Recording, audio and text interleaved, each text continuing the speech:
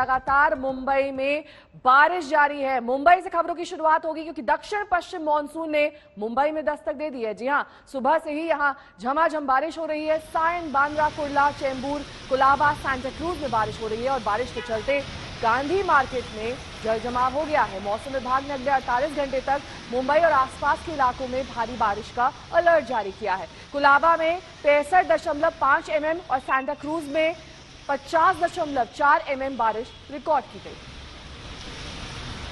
3 तस्वीरें आपके सामने हैं ईस्टर्न एक्सप्रेसवे, बांद्रा और सायन इलाके की, जहां पर रुक रुक कर हो रही बारिश से जल जमाव की भी स्थिति है। ट्रैफिक धीमा हो गया है और आज भी बारिश के आसार मुंबई और आसपास के इलाकों में मौसम विभाग ने जताया है क्योंकि अब मॉनसून मुंबई में दस्तक दे चुका है।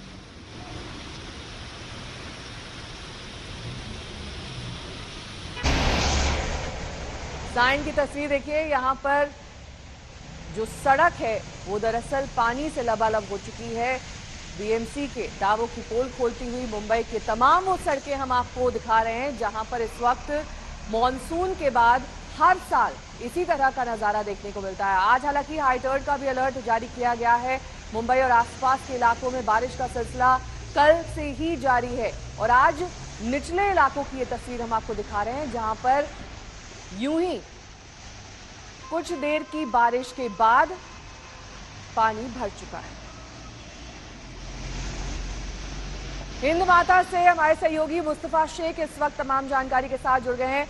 मुस्तफा, मौसम विभाग क्या कह रहा है हाई टाइड के विषय में और बारिश के बारे में क्या चेतावनी दी गई है? कितने घंटे और कितने दिन तक ये बारिश जारी रह सकती है क्योंकि मानसून दस्तक दे चुका है?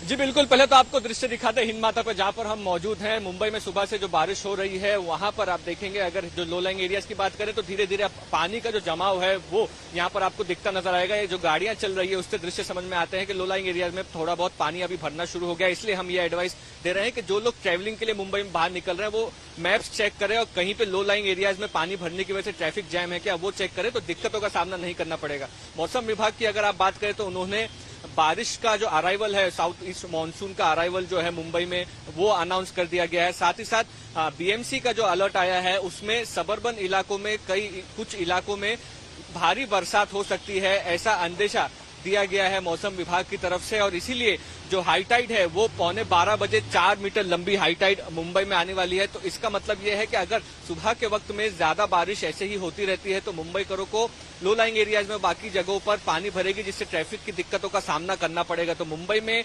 आज मानसून का ऑफिशियली पहला दिन उम्मीद यही लगाई जाएगी कि मुंबईकरों को ये बारिश की वजह से दिक्कतों का सामना ना करना पड़े। फिलहाल जैसे आपने बताया सुबह 8 बजे तक का अगर एवरेज ले तो मुंबई, कुलाबा में, सांता क्रूज में, आसपास के इलाकों में 50 से 65 मिलीमीटर तक की बारिश इस वक्त हुई है। अभी सुबह से ही बारिश शुरू है। अब देखना यह होगा कि बारिश ज्यादा आगे तेज होती है क्योंकि हाई टाइड के समय पर खास तौर पे 11:15 बजे जब पानी का जो बढ़ाव होगा वो काफी ज्यादा होगा, 4 मीटर लंबी हाई टाइड होगी, तब जो पानी ड्रेन होता है वो ड्रेन नहीं होगा और ज्यादातर इलाकों में ऐसे ही दृश्य आपको देखने मिलेंगे जहां पर थोड़ा बहुत पानी भरा हुआ है। ठीक है, बने रहिए हमारे साथ। मुस्तफा शेख तमाम जानकारी देते हुए कि कैसे हिंद माता जैसे और भी इलाके हैं मुंबई में लो लाइन जहां पर इस वक्त यही स्थिति है। सायन की तस्वीर तो आपने देखी, लेकिन ऐसा ही हाल कई और सड़कों का भी मुंबई में हर साल हो जाता है जब यहां पर मानसून दस्तक देता है। आज मानसून का पहला दिन बताया जा रहा है और इसी के चलते जो मौसम विभाग है उसने जानकारी दी है कि 12 बजे के आसपास 4 मीटर लंबी लहरें उठ सकती हैं। हाई टाइड की आशंका जताई गई है जिसको लेकर तमाम एहतियातन इंतजाम किए गए।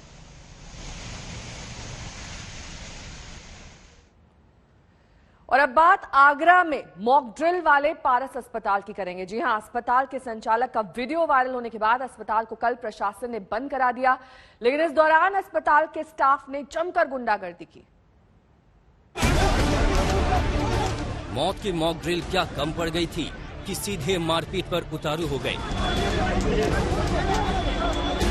ये आगरा के उसी श्री पारस अस्पताल के बाहर का मंजर है जो मरीजों से बेड खाली कराने के लिए ऑक्सीजन सप्लाई रोकने की मॉक ड्रिल को लेकर विवादों में है। तस्वीरें देखिए, किस तरह गुंडई हो रही है। मारपीट करने वाले लोग अस्पताल के स्टाफ बताए जाते हैं। सब मिलकर एक युवक की जमकर पिटाई कर रहे हैं। बताया जा रहा है कि कल अस्पताल के संचालक का मॉक ड्रिल वाला वीडियो वायरल होने के बाद जब जिला प्रशासन ने अस्पताल को सील किया तब पिटने वाला ये शख्स वहीं मौजूद था और उसकी किसी बात से अस्पताल के स्टाफ बौखला गए। काश इन लोगों में मरीजों की ऑक्सीजन सप्लाई काटने पर बौखलाहट हुई होती। पारस अस्पताल का 4 वीडियो वायरल होने के बाद कल आगरा से लखनऊ तक दिन भर हड़कंप मचा रहा। 22 मरीजों की मौत की बात झुठलाने के बावजूद शाम ढलते ढलते जिला प्रशासन ने अस्पताल को सील कर दिया। आगरा के पारस हॉस्पिटल में यहाँ के हेल्थ डिपार्टमेंट ने ये नोटिस लगा दिया है। आप देख सकते हैं ये नोटिस इस गेट पर लगा है। ये हॉस्पिटल का मुख्य दरवाजा है।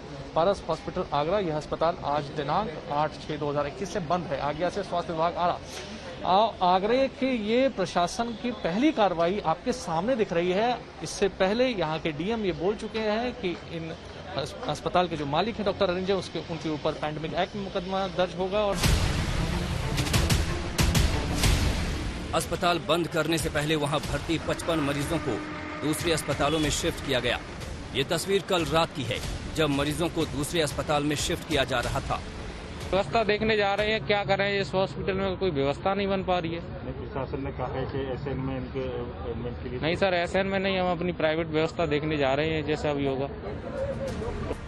अस्पताल संचालक डॉक्टर अरिंजय जैन के खिलाफ आईपीसी की धारा 188, 505 और आपदा प्रबंधन अधिनियम की धाराओं में मुकदमा दर्ज किया गया है। वायरल वीडियो का संज्ञान लेते हुए ये केस स्वास्थ्य विभाग के उप मुख्य चिकित्सा अधिकारी डॉक्टर आर.के. अग्निहोत्री ने थाना न्यू आगरा में दर्ज कराया है। सवाल उठता है कि जब प्रशासन आगरा में ऑक्सीजन की कमी से 22 मरीजों की मौत को झुठला चुका है तो फिर अस्पताल संचालक पर एक्शन क्यों? सुनिए जिला अधिकारी का तर्क। जो इन्होंने 2 तरह की बातें की हैं। नंबर 1, 5 मिनट रोक लो, नीला पड़ रहा है, क्या करना उसमें, नंबर 1। सेकेंड, इन्होंने कहा कि साहब मोदी नगर में जो उनका हमारा प्लांट है वह सूख गया है। ऐसी बात में कोई सच्चाई नहीं थी। और यह चीज़ अभी जब महामारी अभी चल रही है, एपिडेमिक डिक्लेयर है और पब्लिक एट लार्ज में जब ऐसा मैसेज जाता है तो एक भय का वातावरण होता है। इसलिए इनको एपिडेमिक एक्ट में जो थाना न्यू आगरा है वहाँ उसमें कार्रवाई की गई है और आईपीसी की भी 188 की धारा लगाई गई है। बॉस आप समझाओ, डिस्चार्ज करना शुरू करो। ऑक्सीजन कहीं नहीं है, मुख्यमंत्री नहीं मंगा सकता ऑक्सीजन, आपको बता दूं। मोदी नगर ड्राई हो गया। 28 अप्रैल के इस वायरल वीडियो में अस्पताल संचालक साफ साफ ऑक्सीजन संकट की बात कह रहे हैं। वायरल वीडियो में कही गई बातों से संकेत मिलता है कि मरीजों का लोड कम करने के लिए ही 5 मिनट ऑक्सीजन सप्लाई रोकने की मॉक ड्रिल की गई। सुन कर सबके फिर छट गए 22 मरीज, तुरंत खोल दिए। 22 मरीज छट गए और भाई साहब जे मरेंगे। और कितनी देर के लिए मॉक ड्रिल करा? 5 मिनट। ये वीडियो 28 अप्रैल का है। जिला प्रशासन ने 25, 26 और 27 अप्रैल को अस्पताल में ऑक्सीजन सप्लाई और मरीजों की संख्या की जांच की है और पाया कि ऑक्सीजन की कोई कमी नहीं थी। लेकिन 26 अप्रैल का ही एक ट्वीट सामने आया है जिसमें पीएम सीएम को लेकर डीएम तक को टैग किया गया है। ट्वीट में अमित चावला नामक शख्स ने पारस अस्पताल में भर्ती अपने पिता के लिए मदद मांगी थी। इस ट्वीट के कुछ देर बाद ही मरीज की मौत हो गई। फिर भी जिला अधिकारी कह रहे हैं कि ऑक्सीजन की कमी नहीं थी। हैरानी की बात है। अरविंद शर्मा, आगरा, आज तक।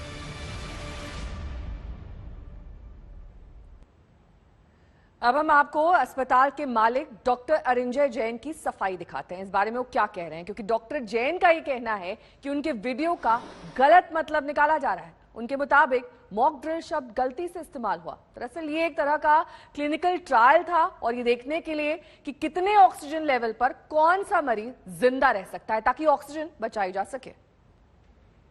ये मॉकड्रिल जो वर्ड बोला गया है, मॉकड्रिल का मतलब कोई सेंट्रल रूम में जाकर के ऑक्सीजन को बंद नहीं किया गया है, कट ऑफ नहीं किया गया है कि अब छटपटाने दो मरीजों को, ऐसा नहीं है। ऑक्सीजन को इंडिविजुअलाइज किया गया है बेड साइड कि किसको कितने लीटर्स पे हम मिनिमम रख सकते हैं। यही मॉकड्रिल कह लीजिए, यही हमारा क्लिनिकल असेसमेंट कह लीजिए, टेक्निकल चीज कह लीजिए। ये कोई मॉकड्रिल ऑक्सीजन को बंद करके लोगों को मरने के लिए नहीं छोड़ा गया है। और ना ऐसा करते समय कि हमने ऑक्सीजन लेवल को चेक करके जुडिसाइज किया ऑक्सीजन के कंजप्शन को तो किसी की डेथ हुई हो। जो 22 डेथ का भ्रामक प्रचार किया जा रहा है, मुझे हत्यारा बताया जा रहा है, वो बिल्कुल गलत है। और इस बीच अमित चावला नामक एक शख्स का ट्वीट सामने आया है, जिनकी पत्नी और पिता उसी वक्त पारस अस्पताल में भर्ती थी जिस वक्त का ये वीडियो वायरल हुआ है। दोनों की मौत हो गई थी। अब अमित चावला ने मामले की जांच की मांग की है। अपने डीएम साहब को, पीएमओ साहब को, सीएम साहब को मैंने सब जगह की, तो वो ट्विटर कॉपी मेरे पास में ऑलरेडी ट्विटर है मेरे पास में रिकॉर्डेड, आप देख सकते हैं। तो शाम को 5 बजे किया था कि ऑक्सीजन शॉर्ट हो रही है, प्लीज़ अरेंज कर दीजिए, कहीं से कुछ हेल्प कर दीजिए। उसके बाद वहाँ से कोई रिप्लाई तो नहीं आया, बट इवनिंग में जब 8:30 बजे मेरे फादर एक्सपायर हो गए, तब मैंने एक ट्वीट जरूर वहाँ पे और किया कि आखिर ऑक्सीजन ना मिलने की वजह से मेरे फादर भी लॉस्ट हो गए। मैंने इस तरीके का एक ट्वीट भी मैंने रेटिंग में कर रखा है। मुझे नहीं पता था कि ये कल वाली जो वायरल वीडियो को देख करके, तो मुझे फिर याद आया कि नहीं, इनने कहीं ना कहीं तो मेरे फादर के साथ भी दिक्कत की है और मेरी मिसेज के साथ भी कहीं ना कहीं नेगलेंसी की है, जिसकी वजह से दोनों मैंने लॉस किए। मैं चाहूँगा कि न्याय इनको बिल्कुल पूरा मिले और जो डॉक्टर के खिलाफ कड़ी कार्रवाई हो सकती है वो मैं प्रशासन से कहूँगा बिल्कुल करें प्रायोरिटी पर। और अब बात वैक्सीनेशन की करेंगे। देश में वैक्सीनेशन पॉलिसी को रफ्तार देने के लिए केंद्र सरकार ने अब अपनी जिम्मेदारियों को रिवाइज किया है, लेकिन सबसे ज्यादा जरूरी यह है कि वैक्सीन की सप्लाई बढ़ाई कैसे जाए, जिसके लिए स्वदेशी वैक्सीन कंपनियों के अलावा कई विदेशी वैक्सीन के भारत में आने का रास्ता भी साफ किया जा रहा है। लेकिन क्या आपको यह मालूम है कि जो भी वैक्सीन भारत में लगाई जाती है उसे फाइनल अप्रूवल कहां से मिलता है? वो जगह है सेंट्रल ड्रग्स लैबोरेटरी, जो हिमाचल प्रदेश के कसौली में स्थित है। ये विश्व स्वास्थ्य संगठन की तरफ से प्रमाणित है, देश की इकलौती वैक्सीन टेस्टिंग लैब है, जहां अब हम आपको इस रिपोर्ट के जरिए दिखाएंगे कि वहां पर क्या प्रक्रिया रहती है।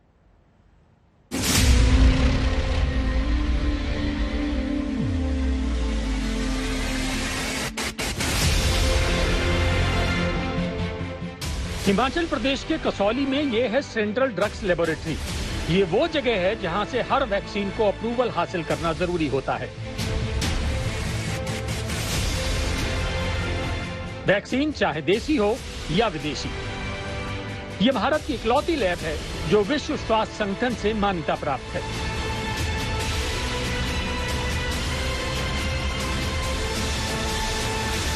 हिमाचल प्रदेश के छोटे से कोने में कसौली में एक ऐसी लैब है जो भारत में आने वाली और भारत से बाहर जाने वाली हर वैक्सीन को एक ब्लू टिक देती है। जी हाँ, मैं सेंट्रल ड्रग्स लेबोरेटरी की बात कर रही हूँ, जिसने कोरोना काल में कोरोना वायरस की हर एक वैक्सीन, चाहे वो स्पुतनिक वी क्यों ना हो, उसकी बैच टेस्टिंग करके भारत में वो वैक्सीन राज्यों और सरकारों को उपलब्ध कराई। चाहे कोविशील्ड हो या कोवैक्सीन, इमरजेंसी इस्तेमाल की मंजूरी मिलने से पहले इन वैक्सीन को सेंट्रल ड्रग्स लेबोरेटरी से ग्रीन टिक दिया गया है। रूस से आई पहली विदेशी वैक्सीन स्पुतनिक वी की खेप भी सबसे पहले इसी सेंट्रल ड्रग्स लेबोरेटरी में पहुंची थी।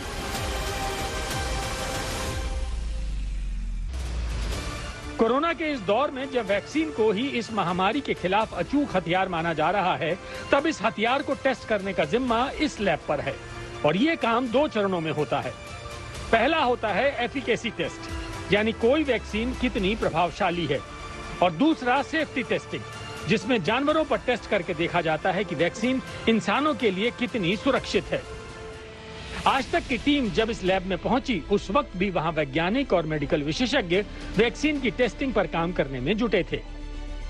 कुछ वेव ऑफ की पॉलिसी बनाई गई है, वो एग्जैक्टली क्या सिस्टम है? मैम, वो वेव ऑफ की पॉलिसी ये है कि जैसे कोई मैन्युफैक्चर करता है तो वो सीधा ही आफ्टर मैन्युफैक्चरिंग जो लेबलिंग करने के बाद वो सैंपल हमारे को भेज देते हैं।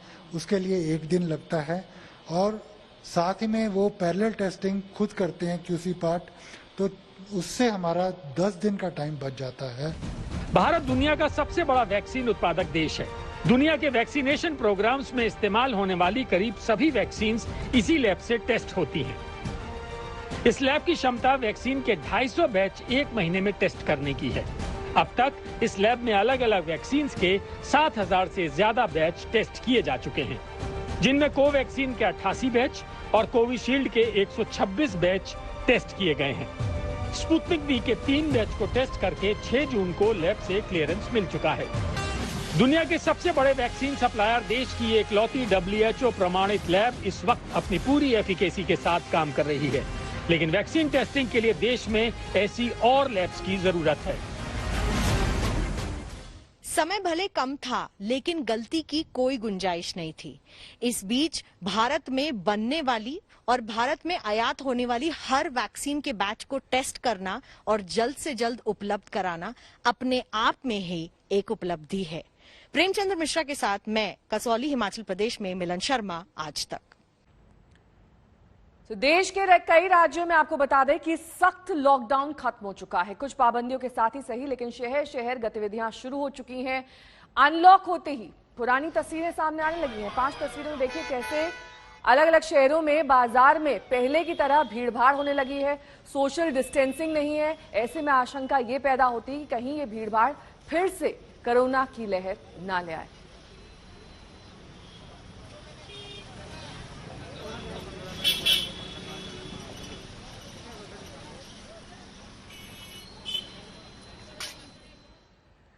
और अब बात पश्चिम बंगाल की सियासत की करेंगे, क्योंकि चुनाव में हार के बाद क्या पश्चिम बंगाल की बीजेपी में सब कुछ ठीक ठाक है, ये सवाल सबके जहन में उठ रहा है। अटकलों का बाजार गर्म हो चुका है। ऐसा इसलिए क्योंकि कल जो मीटिंग हुई थी कोलकाता में, बीजेपी की हाई लेवल बैठक थी ये, और इस बैठक में नदारद रहे पार्टी के कई दिग्गज नेता। आपको बता दें कि मुकुल रॉय, श्रमिक भट्टाचार्य, राजीव बैनर्जी बैठक में नहीं पहुंचे। ये वो दिग्गज नेता हैं जो कि बीजेपी में साख रखते हैं।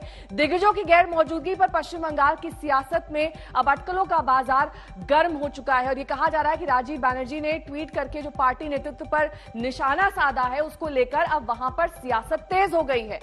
पत्नी की बीमारी की वजह से मुकुल रॉय नहीं आए, ये उन्होंने कहा। ये दलील दी कि इसी वजह से वो पार्टी की इस मीटिंग में शामिल नहीं हुए। मां की बीमारी की वजह से नहीं आए श्रमिक भट्टाचार्य। ये श्रमिक भट्टाचार्य की सफाई थी, लेकिन दरअसल हकीकत क्या है, ये इस वक्त बड़ा सवाल बना हुआ है। निजी कारणों से बैठक में नहीं पहुंच पाए राजीव बैनर्जी भी। तो 3 दिग्गज नेता जो कि इस हाई लेवल मीटिंग में नहीं पहुंचे। हालांकि अब ट्वीट आपको दिखा देते हैं कि राजीव बैनर्जी की तरफ से क्या ट्वीट किया गया। मुख्यमंत्री का विरोध करने के लिए कुछ लोग दिल्ली पहुंचकर राष्ट्रपति शासन की बात कर रहे हैं, लेकिन बंगाल की जनता इसे स्वीकार नहीं करेगी। ये राजीव बैनर्जी ने अपने ट्वीट के जरिए सफाई दी। पिछली सरकार में ममता बनर्जी की मंत्री रह चुके हैं राजीव बैनर्जी। इनका परिचय आपको हम दे देते हैं। विधानसभा चुनाव से पहले टीएमसी से बीजेपी में शामिल हुए थे। हावड़ा जिले की दोमजूर सीट से ये चुनाव हार गए थे और उसके बाद ममता बनर्जी की पिछली सरकार में मंत्री भी रह चुके हैं। इस बीच खबर यह है कि बीजेपी के 18 सांसदों ने राष्ट्रपति को चिट्ठी भेजकर पश्चिम बंगाल में राष्ट्रपति शासन लागू करने की मांग की। और इस बारे में आज तक ने बात की बीजेपी नेता शुभेंदु अधिकारी से।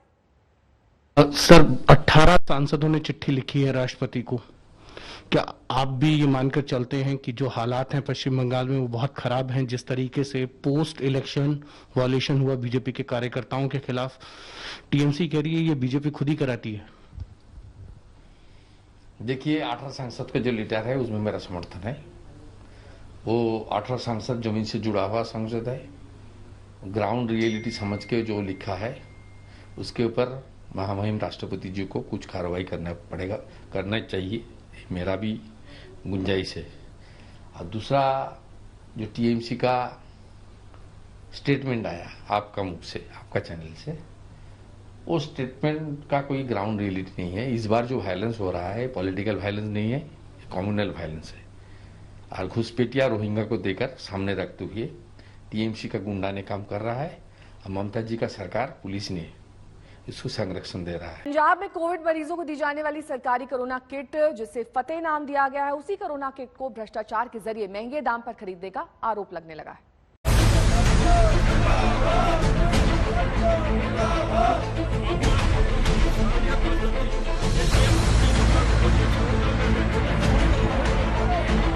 पंजाब में कैप्टन अमरिंदर सिंह सरकार के स्वास्थ्य मंत्री के घर यूथ अकाली दल प्रदर्शन करता है, क्योंकि पंजाब में अब वैक्सीन घोटाले के बाद कोरोना किट घोटाले का आरोप लगा।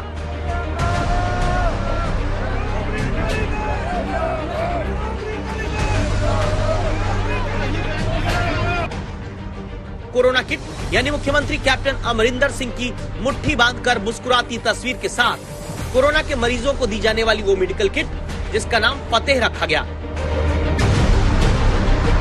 आरोप क्या है ये आप जाने इससे पहले संवाददाता सत्येंद्र चौहान आपको दिखा रहे हैं कि कोरोना के मरीजों को पंजाब सरकार ने फतेह किट के तौर पर pulse oximeter, thermometer, mask, sanitizer, multivitamin गोलियां समेत 20 चीजें देनी शुरू की। लेकिन आरोप है कि 50 दिन के भीतर बार बार इसी कोरोना किट के दाम बढ़ा कर उसे खरीदा गया। पंजाब हरियाणा हाई कोर्ट के वकीलों की तरफ से लगाई गई आरटीआई के आधार पर यह आरोप है कि पंजाब सरकार फतेह कोरोना किट के लिए पहला टेंडर 837 रुपए की सबसे कम कीमत पर दे सकती थी, लेकिन पंजाब में 3 अप्रैल को वही कोरोना फतेह किट 100 रुपए ज्यादा पर 940 रुपए प्रति किट खरीद शुरू की गई। 20 अप्रैल को इसी किट की कीमत अगले टेंडर में नई कंपनी के जरिए 1226 रुपए हो जाती है। और आरोप है कि जिस कंपनी को 20 दिन में दाम बढ़ाकर टेंडर मिला वो अपने आप में एक खेल है। ग्रांडवे नाम की कंपनी को 50,000 किट का ऑर्डर दिया गया और प्रति किट कीमत बढ़ती गई, 1226 रुपए पर पहुंच गई। और इस कंपनी के बारे में ये कहा जाता है कि इस कंपनी के पास इस किट को खरीदने का लाइसेंस भी नहीं था। मतलब ये जो कंपनी है वो मेडिकल का काम ही नहीं करती है। जिस कोरोना किट का टेंडर सबसे पहले 837 रुपए आया था, दावा है कि 7 मई को तीसरे टेंडर में उसकी कीमत 1338 रुपए पहुंच गई, यानी 500 रुपए कीमत 2 महीने से कम समय में इस सरकारी कोरोना किट की ऊपर चली जाती है। सबसे अहम बात इसके अंदर ये है कि ये जो बिड है ये 180 दिन के लिए वैलिड थी, जिसके अंदर सरकार कितनी भी क्वांटिटीज को ऑर्डर कर सकती थी। सवाल है तो सियासत है। पंजाब सरकार के स्वास्थ्य मंत्री बलबीर सिद्धू का इस्तीफा मांगा जा रहा है। अकाली दल प्रदर्शन कर रहा है। 350 किटां दे उत्ते ही इन्होंने 60-70 करोड़ करप्शन कर दिया, क्योंकि 50 दिन में उसी कोरोना फतेह किट की कीमत 500 रुपए बढ़कर 1300 रुपए के पार हो गई, जो 837 रुपए की मिल सकती थी। तो आज तक ने सीधे स्वास्थ्य मंत्री से इसका जवाब पूछा और मंत्री जी टाल मटोल करने लगे। सिर्फ सियासी जी सोच खातर लोग रौला पा रहे हैं। इस घोटाले में आरोप ये भी है कि कई कोरोना किट से ऑक्सीमीटर गायब रहते थे, तो कई में 2M दर्जे का सामान मिलता था। आरोप है कि जनता के पैसे की लूट करके भ्रष्टाचार की फतेह पंजाब में कराई गई। तो कुल मिलाकर ऐसा लग रहा है कि दाल में कहीं ना कहीं काला जरूर है। कैमरामैन गुंजीत कुमार के साथ सत्येंद्र चौहान, मोहाली, आज तक। बात अब सांसद नवनीत राणा की करेंगे, जो कि एक बार फिर से विवादों के घेरे में है। नवनीत राणा ने जाति प्रमाण पत्र को लेकर सवाल खड़े किए थे, जिसे बॉम्बे हाई कोर्ट ने खारिज कर दिया है। जिस फर्जी सर्टिफिकेट के सहारे अमरावती से सांसद नवनीत कौर राणा ने लोकसभा का सफर तय किया, आज वही सर्टिफिकेट नवनीत राणा के गले का सबसे बड़ा फांस बन गया, जिसके साथ ही उनकी लोकसभा की सदस्यता खतरे में आ गई है। बॉम्बे हाई कोर्ट ने नवनीत कौर राणा का जाति प्रमाण पत्र रद्द कर दिया है। कोर्ट की ओर से नवनीत राणा पर 2 लाख रुपए का जुर्माना भी लगाया गया है। कोर्ट की ओर से नवनीत कौर राणा को उनका फर्जी कास्ट सर्टिफिकेट जमा करने को कहा गया है। अमरावती लोकसभा सीट एससी के लिए आरक्षित थी। शिवसेना के पूर्व सांसद आनंद राव अडसुल की अर्जी पर बॉम्बे हाई कोर्ट ने यह फैसला दिया है। आनंद राव का आरोप है कि नवनीत कौर राणा ने फर्जी प्रमाण पत्र बनवाकर यहां से लोकसभा का चुनाव जीता था। नवनीत राणा के सर्टिफिकेट को लेकर बॉम्बे हाई कोर्ट की नागपुर बेंच में याचिका दायर की गई थी। इसमें स्पेसिफिक दिया है कि ये फेक सर्टिफिकेट है, वैलिडिटी फेक है, दोनों सरेंडर करने को बोल दिया है और ये कॉन्स्टिट्यूशनल फ्रॉड होने के कारण पेनल्टी भी 2 लाख की लगाई है। इसलिए पॉलिटिकल नहीं है, हाईकोर्ट तो पॉलिटिक्स नहीं खेलता है। इस फैसले के पॉलिटिकल परिणाम क्या होंगे? परिणाम यही होगा, आज न कल उसकी जो सांसद है वो रद्द हो जाएगी। देखो अभी कदम तो ये उठाना है, अगर वो सुप्रीम कोर्ट में जाते हैं हम सुप्रीम कोर्ट में जाएंगे। हमें तो ये लगता है कि सुप्रीम कोर्ट आज का जो निर्णय है वो हिसाब से वो एडमिट नहीं हो पाएगा। याचिका में दावा किया गया था कि नवनीत राणा मूलतः पंजाब से आती हैं। याचिकाकर्ता ने कहा कि वो लबाना जाति से आती हैं, जो कि महाराष्ट्र में एससी की श्रेणी में नहीं आती है। ऐसे में उन्होंने फर्जी तरीके से अपना जाति का सर्टिफिकेट बनवाया। नवनीत राणा पर स्कूल के फर्जी डॉक्यूमेंट्स दिखाकर सर्टिफिकेट बनवाने का आरोप लगा। अमरावती से सांसद नवनीत राणा संसद के सत्र के दौरान लगातार चर्चा में बनी रहती है। बीते संसद सत्र में जब महाराष्ट्र में घटे एंटीलिया केस को लेकर विवाद हुआ, तब नवनीत राणा ने केंद्र सरकार का पक्ष लिया था और राज्य की उद्धव सरकार पर जमकर निशाना साधा था। नवनीत राणा ने इसके बाद आरोप लगाया था कि उन्हें शिवसेना के नेताओं की ओर से धमकी मिली थी। नवनीत राणा ने इस विषय को लोकसभा स्पीकर, गृह मंत्री और प्रधानमंत्री के सामने उठाया था। एक बार फिर वो विवादों में है और इस बार उनकी लोकसभा सीट खतरे में नजर आ रही है। मुंबई से कमलेश सुतार और विद्या के साथ आज तक ब्यूरो। अब बात मेहुल चौकसी की करेंगे, क्योंकि खुद को हनी ट्रैप का शिकार बता रहे मेहुल चौकसी के राज दरअसल डोमिनिका में उसकी गर्लफ्रेंड ने छोड़े हैं। डोमिनिका पहुंचने के मामले में जिस महिला का नाम सामने आ रहा है उसने मेहुल के इन आरोपों को नकारा है। आज तक ने बारबरा जुराबिका नाम की इस महिला से बात की। बारबरा के मुताबिक मेहुल चौकसी ने उसे डेट करने के लिए अपना फर्जी नाम बताया, जबकि वो उससे खुलेआम मिलती रही।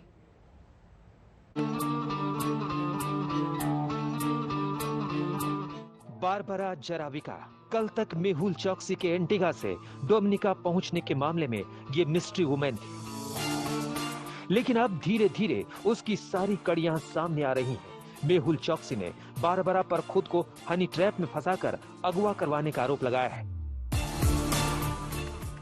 लेकिन आज तक पहला चैनल है जिसके साथ इंटरव्यू में बारबरा जुराबिका ने न सिर्फ चुप्पी तोड़ी है, बल्कि चौकसी के हर आरोपों का सीधा जवाब दिया है। बारबरा ने आज तक के सामने खुलासा किया है कि पीएनबी फ्रॉड केस का आरोपी मेहुल चौकसी खुद का नाम राज बताकर उससे मिला था। And he always texted me as his Raj, and even in people in the island, like, you know, in the restaurants and his staff and people, how everyone calls him Raj.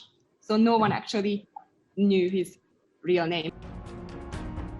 Barbara के मुताबिक मेहुल चौकसी ने ही उससे दोस्ती शुरू की थी। Barbara ने कहा कि चौकसी ने साथ में ज्वेलरी बिजनेस शुरू करने का ऑफर उसे दिया था। Well, he started to ask me to be based in the island, and he said that he can support in any way, and I should have my second home in Antigua. Barbara का दावा है कि मेहुल ने उसे एक diamond ring gift की थी जो नकली निकली। He gave me also a ring. Well, he did say diamond ring, but yesterday after reading all this crap, I went to jewelry shop and they checked the ring and the bracelet and they said it's a great replica, but it's not diamond. आज तक के पास मेहुल चौकसी और Barbara के बीच WhatsApp chat के snapshots भी मौजूद हैं। इन चैट्स में चौकसी बारबरा पर डोरे डालता नजर आता है। एक चैट में चौकसी ने लिखा है कि वो उसकी पहली नजर का प्यार है। बारबरा के साथ चौकसी के चैट में उसकी दिल लगी साफ देखी जा सकती है। लेकिन डोमिनिका की गिरफ्त में मौजूद मेहुल और बारबरा के बीच अब एक दूसरे को झूठा साबित करने की होड़ लगी है।